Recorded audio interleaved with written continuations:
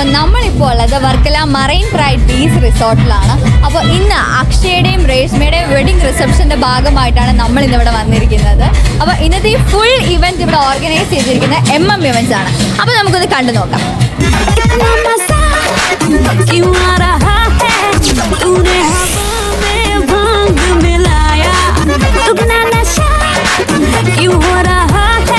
I can't keep promises, but I'll try my level best to become the best partner.